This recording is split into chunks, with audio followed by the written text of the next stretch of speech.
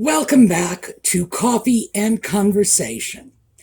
There's no coffee for me today, but there's no lack of bad kitty. Do you want to say hi? Come here, turn around. Let them see you. There we go. All right. I wanted you to see him so that you can see he is now perfectly okay here. Yep, there we go. Perfect shot of your head. Yes, I want them to see your forehead so they can see you're all better. Audie had a little bit of an injury last weekend. That night that he went out and kept me up very late waiting for him, he got into a fight. Yes, you did. I'm telling on you. And he had an injury right here on the top of his little head. And let me show you some pictures. I grabbed like 3 shots to make sure you could see it. So it wasn't terrible. I mean, Audie is a scrapper. So when he goes out and gets into fights, this was a small injury. It was nothing. And because he is a scrappy little cat, he is very used to having me clean his injuries. And he's very good about it. He doesn't fuss. He knows what's going on, I think. Maybe. So he let me clean the injury and I put antibiotic on it. But of course, he, licked his paw and scrubbed his ear until all of the antibiotic was off the wound and in his belly where it didn't belong. And it did get infected. But again, he's very good about letting me clean these things up. So I cleaned up the infection and put more antibiotic on it, but then I put him up on my shoulder. It was my right shoulder. He doesn't like my left shoulder very much. Well, you saw how long he lasted on my left shoulder. He doesn't like that one. This is his shoulder. So I kept him on my shoulder. I watched a movie, Casablanca, and we just spent the whole movie with him on my shoulder. And then after the antibiotic had been on his injury for about 2 hours, I washed it off because I'm not all that comfortable with the notion of all that antibiotic ending up in his belly where it doesn't belong. But he's fine. He has recovered. He's doing well, as you can see. And he has actually been sticking around the house a little more. So I don't know if this is a result of that injury or because he's been getting so much more cuddle. He gets a lot of cuddle. He'll tell you he doesn't, but it's just not true. Don't believe him. He gets a lot of cuddle, but he always gets more cuddle when he's injured because I feel so sorry for him and because he wants the comfort. So either he's not thrilled about having been injured when he was out fighting, obviously, or he's responding to the extra cuddle, but he has been sticking around a little more. And for what it's worth, I am quite certain the other guy walked away in much worse shape than Audie because this cat's a street fighter. He really is. And that was a very, very minor injury, all things considered. The problem with Audie is he knows no fear. It's not like he'll go out and say, oh, I will pick on a small cat. Oh, no.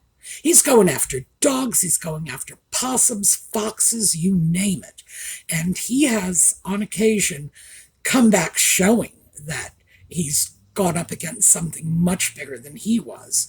But this time, yeah, he walked away the victor, I'm sure. All right, so that's the end of the Audie show. And we are going to take a look at the intro, and then we're going to get right down to business.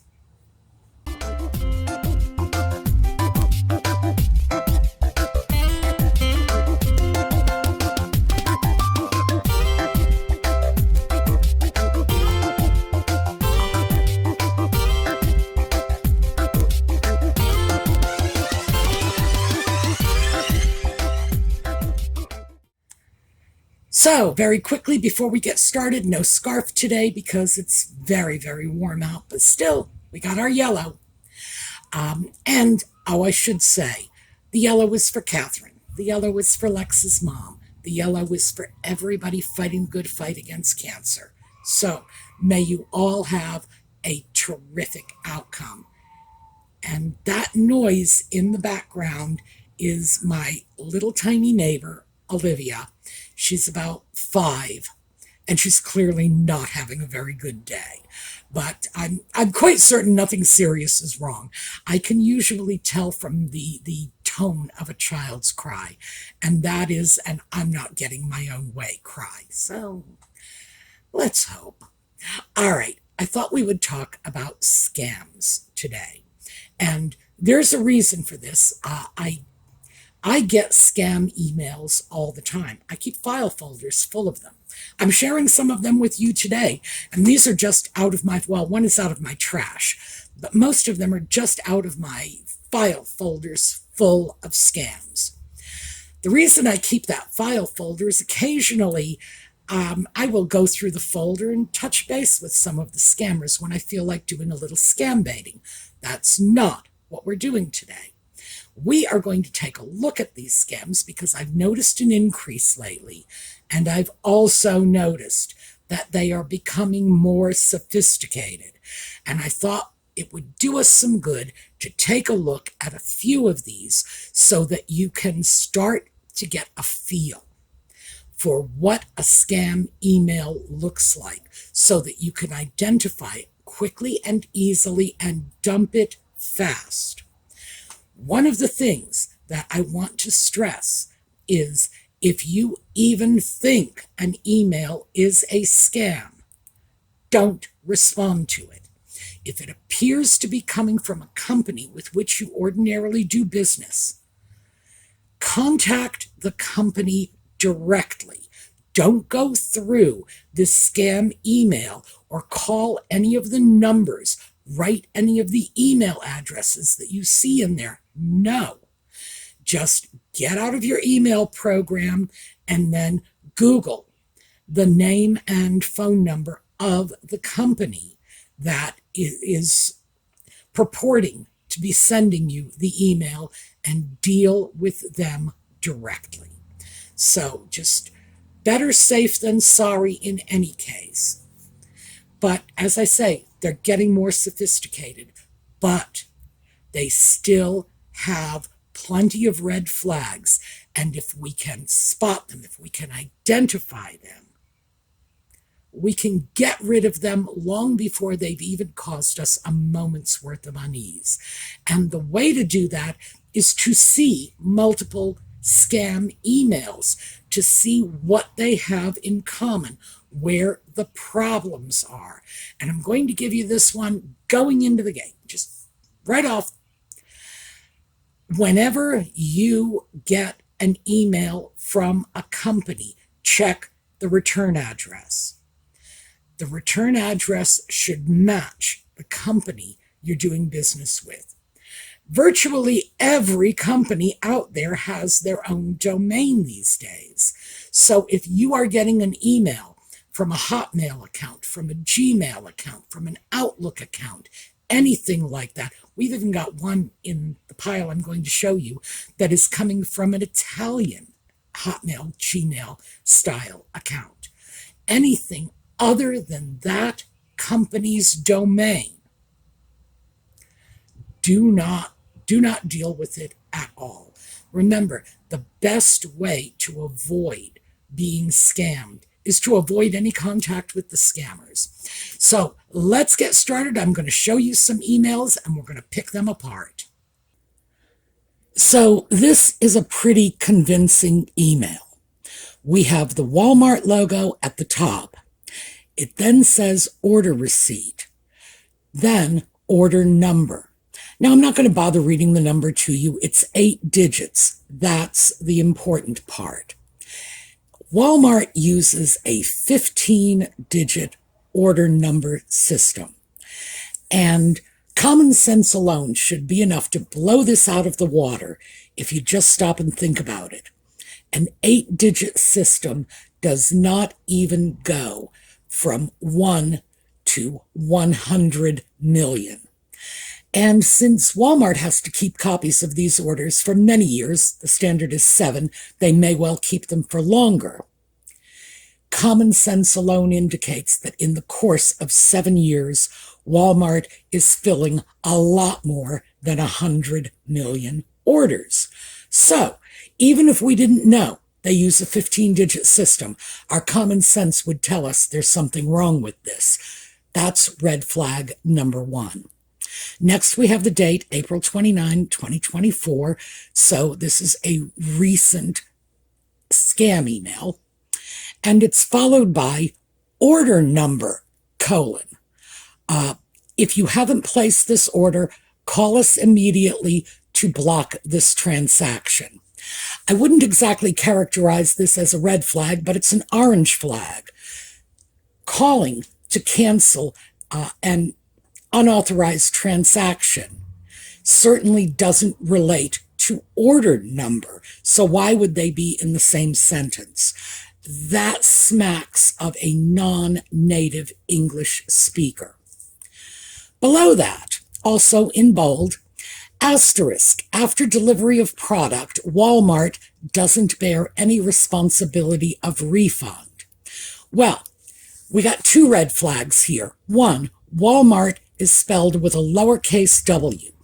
If anybody is going to understand that this is a brand name and needs to be spelled with a capital W, it's certainly going to be Walmart itself. So, bang, this is another red flag. 2, Walmart, of course, has responsibility of refund. Now, there are some things they don't have to issue refunds on, but those are very, very specific. It's things like time-sensitive products. For example, if you bought concert tickets from a third-party seller through the Walmart.com site, there may not be refunds on something like that. Or if you bought software where you would download it, or they would send you the disc and you could then copy it and then send back the original product, they might have trouble with refunding a product like that. But that's not what they're talking about here. So we've got 2 red flags in that one sentence alone. Now, let's go down next. Apple iPhone Pro Max 256 gigabytes, $1,299.99. Immediately below that, for some reason, we have customer service 1 with a number following, customer service 2 with a number following, customer service 3 with a number following, and these are phone numbers. Now, in the US, and this is just for the benefit of our friends overseas, we would separate a number like this with several dashes. It would be 1 hyphen 805 hyphen 206 hyphen 2766. That's the standard format for phone numbers in the US. Now, other countries may do this differently. In fact, I believe some other countries do configure their phone numbers differently. But for us in the US, that should be a red flag. Another red flag is, why are the phone numbers in the middle of the section of this notification that is telling us what we purchased and how much it cost? Because just below that, it says total, $1,299.99. Here's another red flag, because 45 U.S. states charge sales tax. Only 5 do not. Just as a matter of possible interest, those are Alaska, Delaware, Montana, New Hampshire, and Oregon. If you live in any other state, you know that the cost of your item is not going to be the total. End of story. So we've got a boatload of red flags here. Now, I've added at the bottom the return address on this email, and that's the place from which the email originated. And what we have here is Trevor, and the email address is Trevoropilskofbava. I don't know what that is. A whole bunch of words that are just not English words. gravgerovet.com. That is not Walmart's address.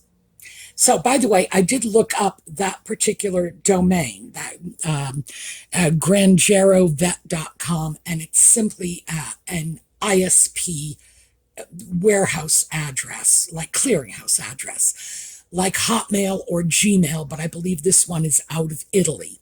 The scammers probably chose this because people are starting to become aware of places like Hotmail, Gmail, Yahoo.com as generic email services, and they may not be aware of this Italian email service. Now, let's switch out of this and take a look at what a real Walmart correspondence looks like. I pulled this out of my email trash folder, and in fact, if you've got sharp eyes, you can see that up at the top, trash. I received this today. Now, this particular image is going to be a little too small for you to see, but what I do want you to notice on this is your packages arrived, Sue. They addressed me by name. So that alone should be telling us the other one isn't authentic, but we're going to take a look at some other things here. Now, as I mentioned, when we were looking at the scam email, the order number used by the scammer was 8 digits. Here, as you can see, is that 15-digit order number that Walmart uses. And if you don't believe me, order something from them and see for yourself. They use a much longer order number because they have to. These are people who are processing hundreds of millions of orders every year, and over the course of that 7-year period for which they will have to maintain these orders, and as I say, it could be longer if they choose, they are going to accumulate billions of order numbers. 8 digits will not cut it. So let's look at something else here. Now, this is the return address. Notice walmart.com. And the actual email address is help@walmart.com. And it says that it is to me, do not reply, and the item that I purchased, which was, by the way, just spray paint. So you can see that is Walmart's actual address. Now, that should have been the first red flag on this email, because you should always check the return address first. It is not 100% certain, and I'll get into that when we talk about other kinds of emails. But if you see something claiming to come from Walmart with a domain that's out of Italy, or any domain other than Walmart, or Amazon, or Kroger, or whoever you're getting your emails from, anything other than their own domain, that's probably a scam. So here's another one, and this one claims to come from PayPal. Welcome to PayPal! Exclamation point. So, those of you who are accustomed to dealing with PayPal have probably already spotted our first red flag. Yes, PayPal spells their name with 2 capital P's. It's capital P-A-Y, capital P-A-L. A business is not likely to get their own name wrong. Your request to open your PayPal business account is processed. Well, again, we have that same misspelling. We have the word business capitalized. If PayPal were actually going to capitalize this, they would capitalize both business and account, not business only. But I would say it is possible they might want to capitalize business account. Who knows? But they wouldn't do one without the other. And notice there is a space before the period. That doesn't happen in English. This account has been verified on your SSN, and you can now accept credit card payments without hassle. Again, space, period. Well, that is not the English of a native English speaker. The account cannot be verified on your social security number. The account can be verified against your social security number. It can be cross-checked. It can be verified with your social security number, but not on your social security number. So this is just an interesting grammatical mistake they've made with a preposition they don't fully understand. We have charged merchant fees of $249.99 from your checking account. And again, we have space, period, and we don't even have a space before the next sentence begins. Once again, we have that preposition problem. You can charge merchant fees to your checking account, but not from your checking account. A native English speaker would know this. Next sentence. It will reflect on your bank statement in 48 hours. Well, they got the period down right, no space. But this is something that is not ordinarily said. They can usually say within 24 to 48 hours, within 24 to 72 hours, but they can't tell you when something will appear on your bank statement. So that's unusual. Not necessarily a red flag, but in the context of all the other red flags, I think we are definitely seeing someone who is not really comfortable writing English. If you haven't signed up for PayPal Business, call immediately, as this may be a case of identity theft. All right, once again, PayPal is misspelled.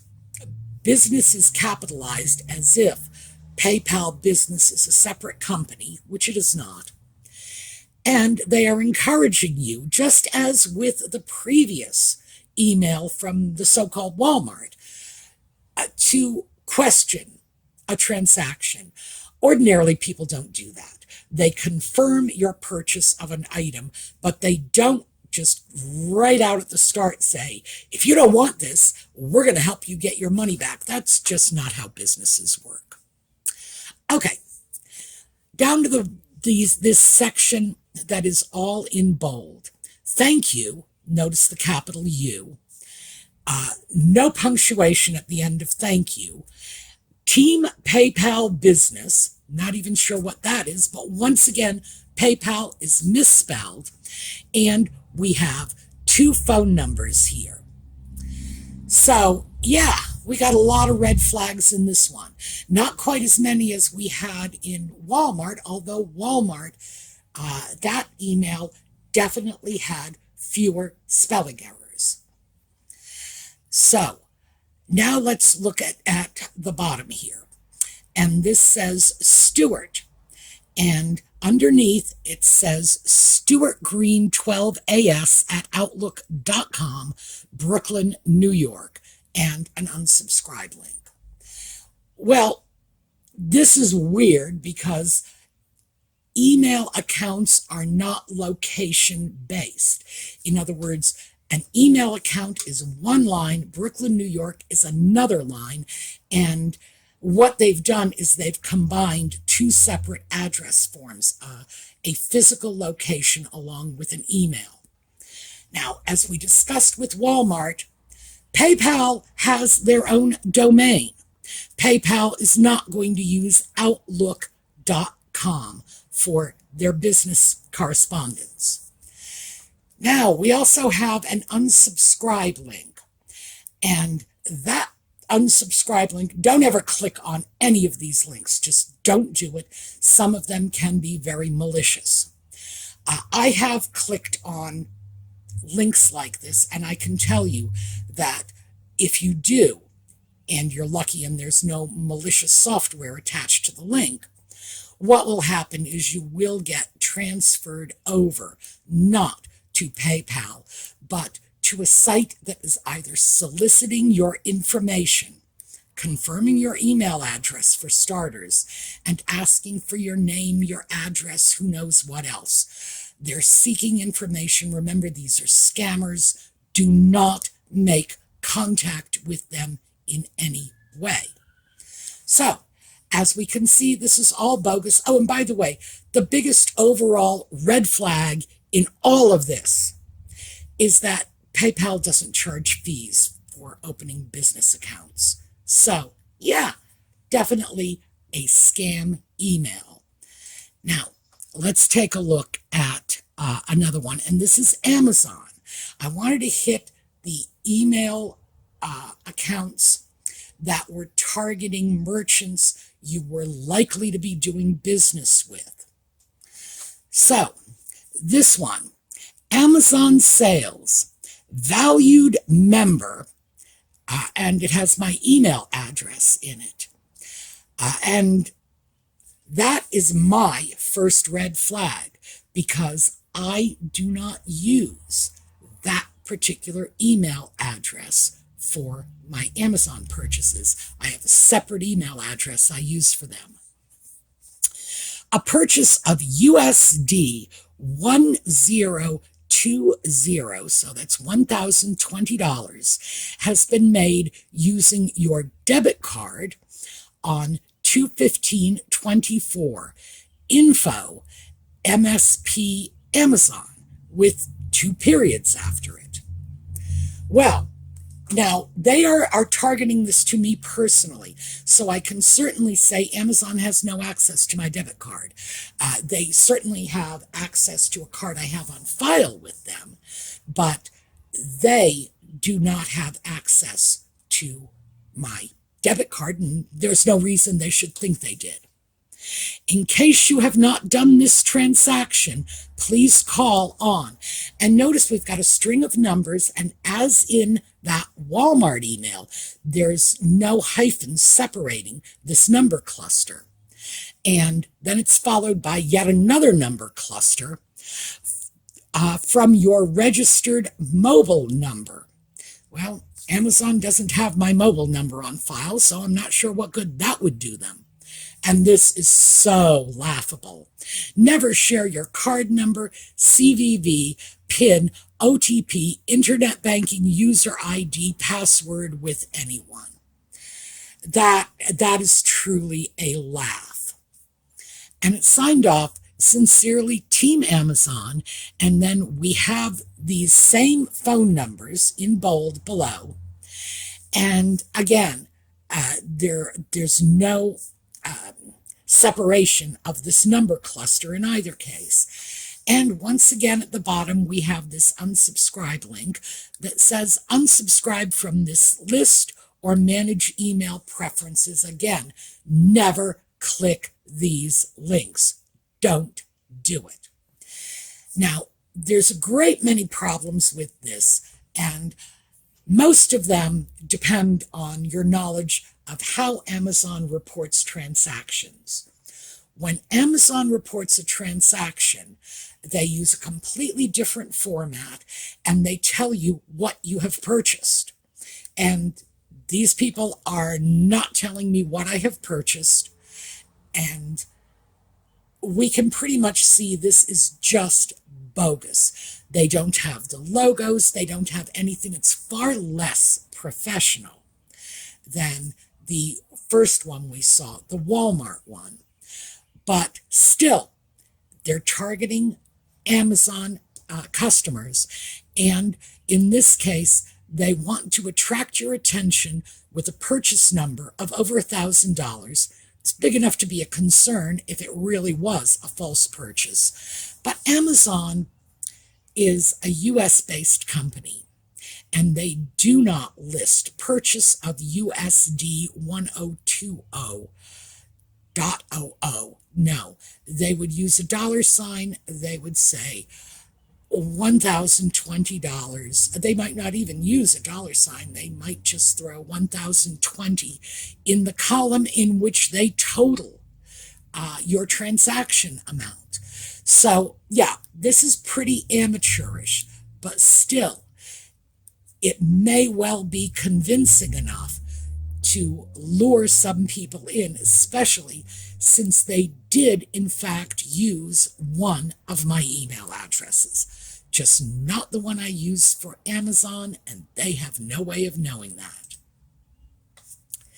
Now, let's take a look at some very nasty emails.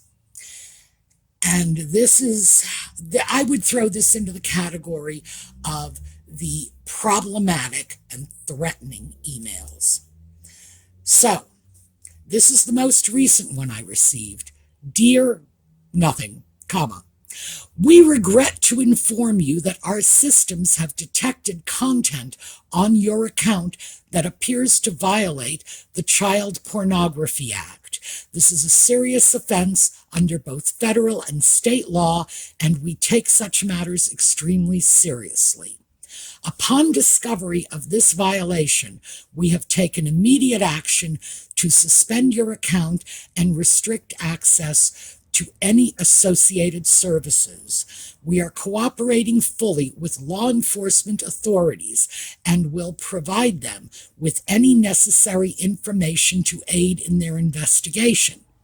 We remind you that possession, distribution, or production of child pornography is illegal and punishable by severe penalties, including imprisonment. Our platform has zero tolerance for such activities, and we will not hesitate to assist authorities in prosecuting offenders to the fullest extent of the law.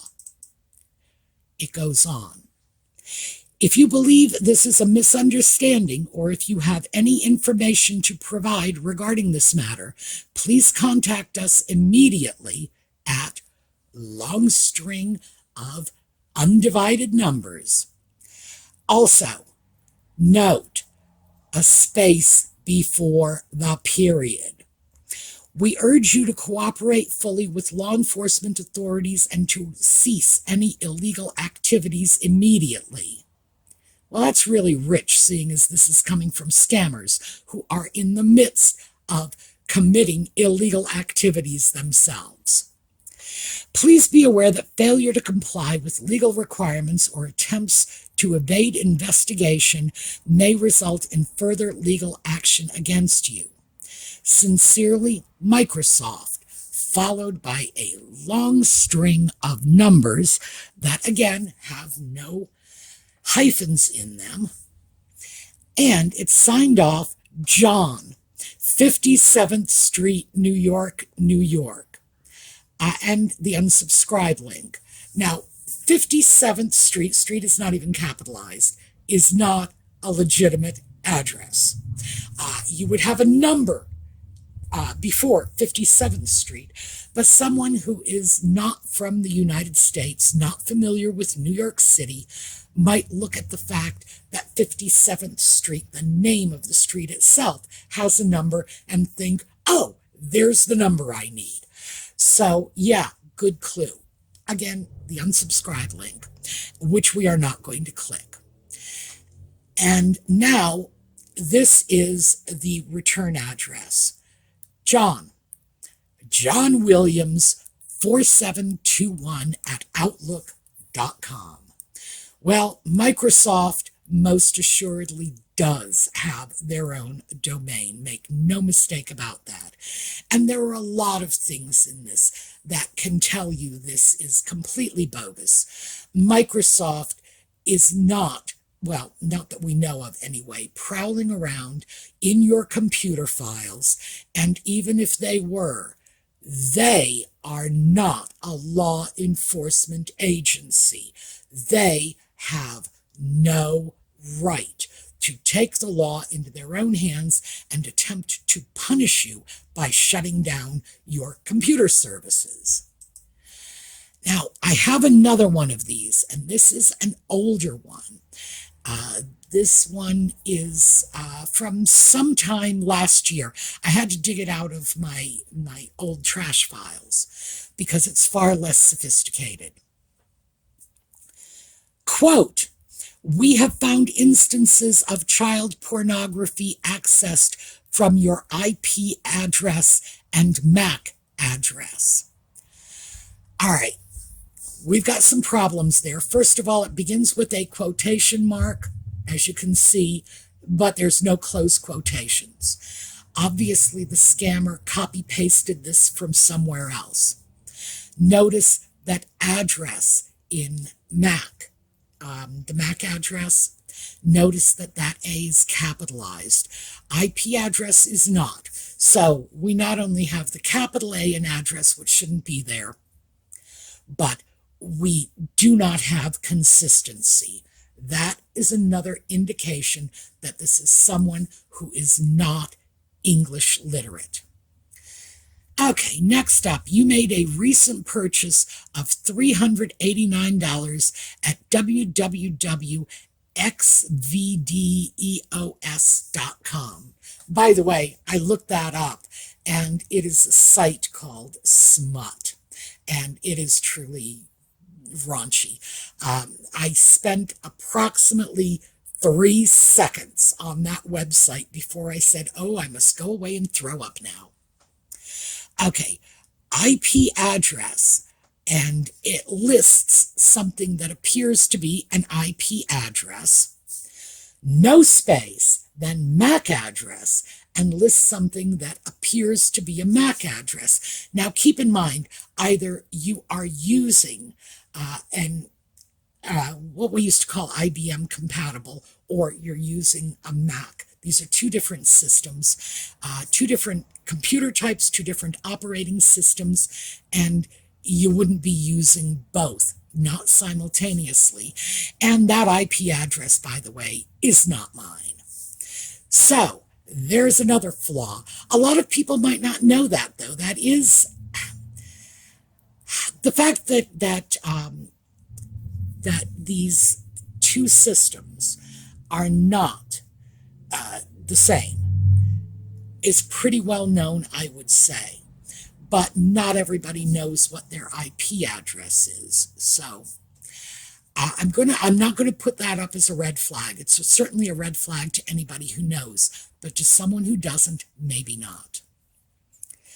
Now, this is violation of Information Technology Act of 1996. For now, we are canceling your Windows license, which means stopping all Windows activities and updates on your computer. Well, this is a huge red flag. First of all, this is violation. No, this is a violation. So they have an error there. Information Technology Act. No, it should be the Information Technology Act of 1996. For now, we are canceling with a capital C your Windows license with a capital L, which means stopping all Windows activities, ampersand, not actual and written out, and updates on your computer. Well, awkwardly phrased, but I'm not going to fault the rest of that sentence. If this was not you, note the capital Y, and would like to reinstate the Windows license, please call MS support team for further help. Okay, well, we have that capital Y in you. If this was not you and would, we should have a U in there. Like to reinstate, we got a capital R, the Windows license, again, capital L, comma, please, with a capital P, MS support team for further help. Definitely, you can really see this is not written by someone who speaks English as a native language. We have the Microsoft support team. We have 2 phone numbers. It does have the appropriate hyphens. That's good. And it's signed off Dan. And the email address is danclay67as@outlook.com, Austin, Texas. Again, we've seen this before, conflating the email address with the physical address. The physical address is Austin, the email address is Outlook. And Microsoft, of all companies, Microsoft would be using their own domain. We also have this unsubscribe button, and again, never click on these. So that was a reasonable random sampling of the scam emails I have gotten lately. They all have common themes. They purport to be coming from major companies. In many cases, they're companies I actually do business with. In some cases, they are companies I don't do business with. For example, the child porn emails threatening to shut down my Microsoft account and somehow prevent Microsoft from updating my computer system. Oh, I'd pay money to someone for that alone. But many people do business with the larger companies, PayPal, Amazon, Walmart. So, yes, your chances of seeing emails from these companies are very good. And if you do, and you do business with them, the idea of responding is very tempting. But they're scams. Walk away. All right. We are going to have to close off now because, as I'm sure you've noticed, we're already well out of time. We're way beyond time. But I'm going to continue this tomorrow because there are a few things I want to cover. This is not the only kind of scam email out there. There are many, many more. But as I say, I wanted to show you the ones that come from companies that you would recognize, companies with which you do business, companies that are not unfamiliar. And in some ways, those are the easiest to identify because their emails need to be coming from their domain.